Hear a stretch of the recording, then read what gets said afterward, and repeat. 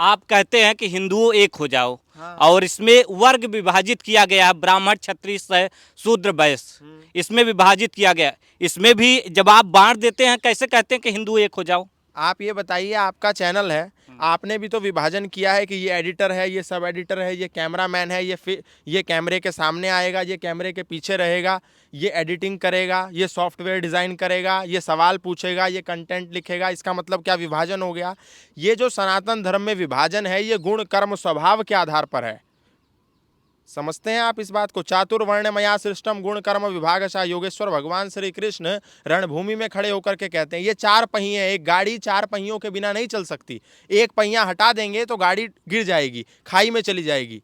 और कहीं भी ऐसा नहीं कहा गया है कि इनके साथ अत्याचार करो, ये बड़ा है ये छोटा है। आप कोर्ट रूम में जाएंगे तो जज ऊपर बैठा है, वकील नीचे बैठे हैं, मुजरिम कटघरे में खड़ा है। हर व्यक्ति का एक स्थान निर्धारित है। इसका मतलब ये नहीं है कि ऊंचा नीचा, गोरा गोरा काला। ये लोगों ने जरूर बना दी होंगी कुछ व्यवस्थाएं कि हाँ, आप अगर गुप्ता फैमिली में हो तो आप बनिए हो, आप वैश्य हो।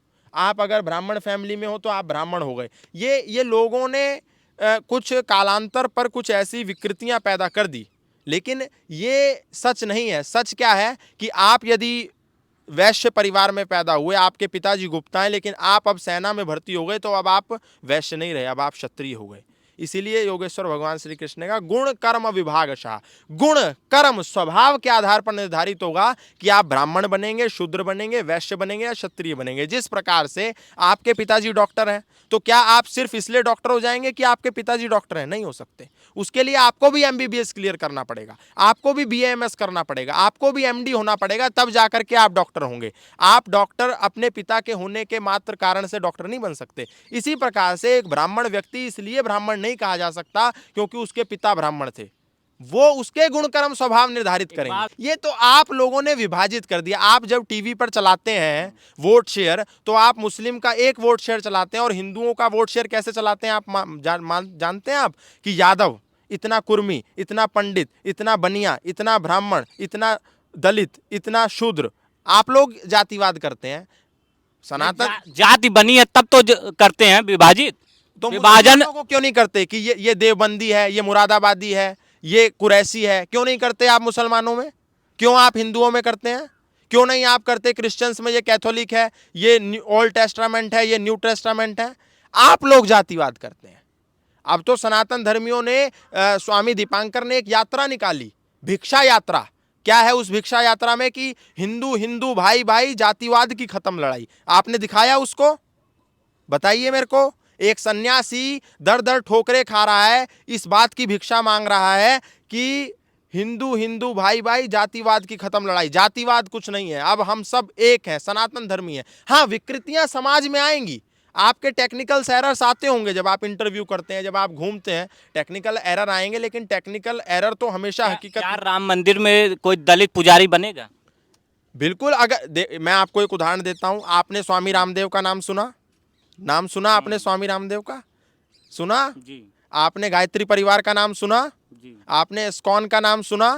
वहां जब आप इन संस्थानों में जाएंगे, तो आप जब जाएंगे तो ये नहीं कहीं पर भी होगा कि ये दलित है या ये ब्राह्मण है या ये वैश्य है या ये शूद्र है। आप भी स्वयं जाएंगे। आप एक अपने को गुप्ता मान रहे हैं और आप जन्म के आधार पर अपने को वैश्य मान रहे हैं, तो आपसे इन संस्थानों में कहीं नहीं पूछा जाएगा कि आप ब्राह्मण हैं, क्षत्रिय हैं, वैश्य हैं या शूद्र हैं। स्वामी रामदेव क्या है वो? अगर आप एक उदाहरण लें, अब आपकी फिलॉसफी से हम बात करें, तो स्वामी रामदेव एक यादव परिवार में, रामकृष्ण यादव उनका नाम था, लेकिन आज क्या है? वो भारत की संत परंपरा के गौरव हैं। और उनके जितने सन्यासी हैं उसमें दलित भी हैं, उसमें शूद्र भी हैं, उसमें वैश्य भी हैं, उसमें ब्राह्मण भी हैं, और जितने सब यज्ञ कर रहे हैं। ऐसा उसमें कहीं नहीं है कि ये वाला सन्यासी क्योंकि शूद्र बैकग्राउंड से, इसको यज्ञ से दूर रखो या इसको वेद मत पढ़ाओ। वहां पर वैश्य भी वेद पढ़ा रहा है और पढ़ रहा है, वहां पर दलित भी वेद पढ़ा रहा है और पढ़ रहा है, आपकी फिलॉसफी के अनुसार। लेकिन मैं उन्हें दलित नहीं मानता, क्योंकि गुण कर्म स्वभाव से वो दलित नहीं रहे, वो शूद्र नहीं रहे। भारत का संविधान कहता है कि दलित एक व्यक्ति राष्ट्रपति भी बन जाए तो वो मरते दम तक दलित रहेगा। और हमारा जो सांस्कृतिक संविधान मनुस्मृति कहती है कि ब्राह्मण व्यक्ति अपने गुण कर्म नीच होने के कारण शूद्र हो जाएगा, और शूद्र व्यक्ति अपने उच्च गुण कर्म स्वभाव के कारण ब्राह्मण हो जाएगा। अब बताओ डिस्क्रिमिनेशन कौन कर रहा है, आपका संविधान कर रहा है या हमारा संविधान कर रहा है? इसी तरह एक बयान चर्चा में आया है, जो बिहार के शिक्षा मंत्री ने कहा है। उनका बयान चर्चा में है कि कितना भी गुड़ी कोई दलित ना हो जाए, पंडित नहीं हो सकता है। इस तरह के कई बयान चर्चा में सोशल मीडिया पे काफी तैर रहा है। इस पर आप क्या कहें? देखो, दुनिया में दुनिया भर के बुद्धिहीन लोग हैं जो कुछ भी आकर के बोल देते हैं, उनकी बातों को मैं बहुत ज़्यादा गंभीरता से नहीं लेता। आप इंजीनियरिंग के विद्यार्थी हैं या आप जर्नलिज्म के विद्यार्थी हैं, अब मैं आपसे आकर के फिजिक्स की बात पूछने लगूं तो आप अंड बंड बकेंगे, उल्टा सीधा कहेंगे, क्योंकि आप फिजिक्स को जानते ही नहीं। आपने तो जर्नलिज्म में मास्टर्स किया है, तो आप कैसे physics, chemistry, biology, zoology, botany की बात आपसे करूंगा? तो वैसा ही उनका है, उनका विषय वो है ही नहीं। धर्म, अध्यात्म, संस्कृति तो उनका विषय नहीं है। किसानों के ऊपर अत्याचार हो रहे हैं बिहार में, मुद्दे को डाइवर्ट करने के लिए उठा करके ले आए कि तुलसीदास ने ऐसा किया, ये किया, मनुस्मृति को जला देना चाहिए। और बिहार का उप मुख्यमंत्री जो घोटाले की पैदाइश है, वो इस बात को कह रहा है कि भारत का संविधान बोलने की आज़ादी देता है। आपके पिता को, आपकी माता को यदि कोई गाली देगा तो क्या आप ये बात कहेंगे कि भारत का संविधान बोलने की आज़ादी देता है? आपके भाई को, आपकी बहनों को, 8-9 आपकी बहनें हैं, उनके खिलाफ कोई भारत में कोई गलत बात कहेगा, कोई अभद्रताजनक बात कहेगा, कोई ऐसी टिप्पणी करेगा जो मानवीय मूल्यों के विरुद्ध होगी, तब भी आप क्या संविधान की दुहाई देंगे या तुरंत उसको तत्काल प्रभाव से सलाखों के पीछे भेजेंगे? बताइए आप मेरे को।